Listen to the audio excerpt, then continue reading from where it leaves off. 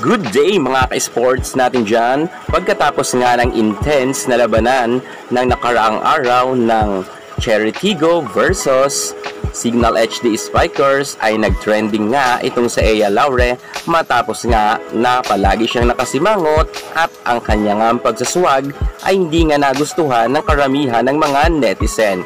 Pero sa ngayon mga ka-sports natin dyan, pagkatapos nga ng matinding pangbabash ng mga netizen, napa-tweet nga ang ating Ea Laure. Pinatunayan talaga ni Ea Laure na hindi siya attitude, sadyang ganito lang talaga raw si Ea Laure maglaro sa loob ng court. Hindi lang ito isang beses, kahit nasa UAAP siya ay madalas nga rin siya noon magsuwag kas kalaban niya ang DLSU. Pero sa ngayon mga ka-sports, nasa pro na siya, ay ganito pa rin si Ea Laure. Aalamin natin ang buong detalye sa pagpakumbaba ni Ea Laure at pagpapatunay na humble talaga siya at hindi siya ma-attitude sa loob ng court.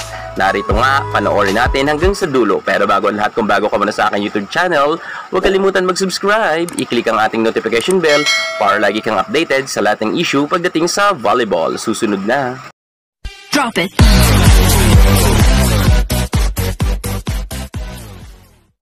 Cherry Tigo, tagumpay ang plano matapos nga nilang talunin ang Signal HD Spikers.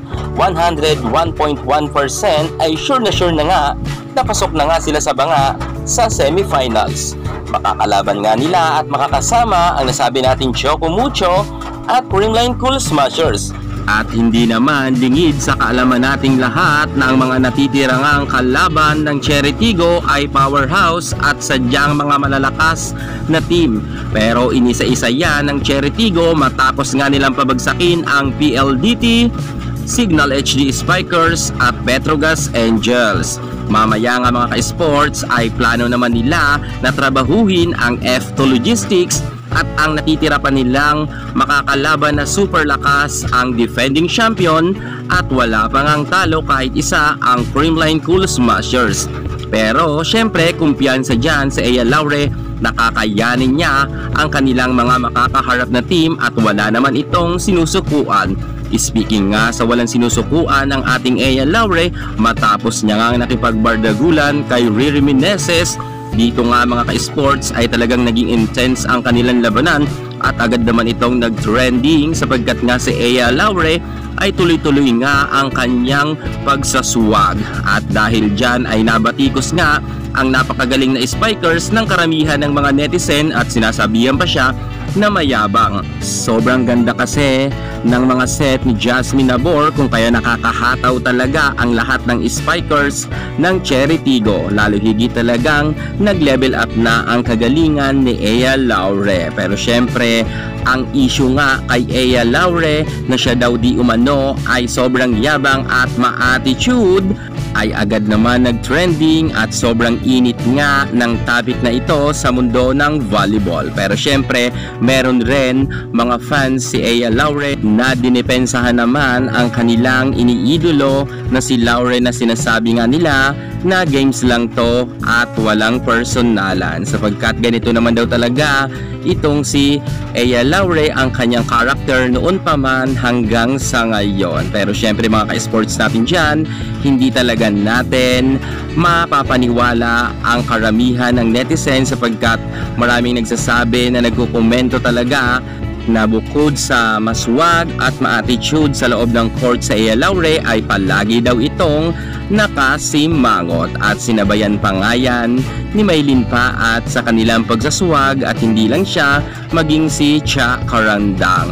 Pero syempre alam naman natin na magkaibigan at mag-best friend nga itong si Ea Laure at itong si Riri Meneses kung kaya nga napatweet talaga ang nasabi nating magaling na spiker na si Laure. Sabi niya nga sa kanyang tweet, "Love you Ate Riri." Yan nga mga ka-sports natin dyan ay patunay na talagang itong si Laure ay mapagkumbaba at hindi talaga siya ma-attitude at hindi nga sila magkakaaway dyan sa loob ng court.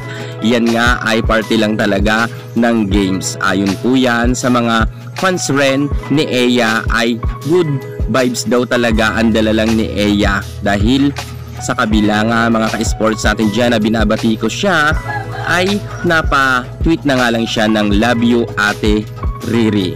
Ngayon, anong masasabi nyo kay Ea Laure sa kanyang pag-tweet na yan? Sapagkat nag-trending agad yan at sobrang dami na nga na pinusuan ang post na iyan ni Ea Laure. Pero syempre, kahit sabihin natin na marami pa rin mga ka-sports na mga bashers kay Ea, siya naman talaga ang nakakaalam niyan at si Riri kung ano talaga ang tunay na ugali nga ni Ea Laure. At ang alam ko ay sobrang close talaga ng dalawang yan.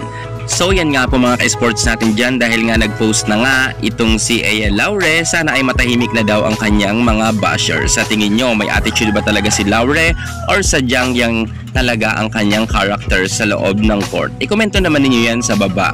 At sa ngayon ay busy nga ang Cherry Tigo na pinaghahandaan nga nila na papagsakin ang Creamline Cool Smashers at ang F2 Logistic, sapagkat iyan na nga lang ang kanilang natitirang malakas na kalaban. Kayanin kaya ng Cherry Tigo? Well, magkakaalaman na mamaya. Kaya tutukan nyo ang ating vlog mamaya dahil mag-a-update tayo ng mabilisan. Yan muna ang pinaka-latest natin sa mundo ng volleyball. At para hindi ka huli sa lahat ng issue pagdating sa larangan ng volleyball, subscribe na. Thank you so much. God bless.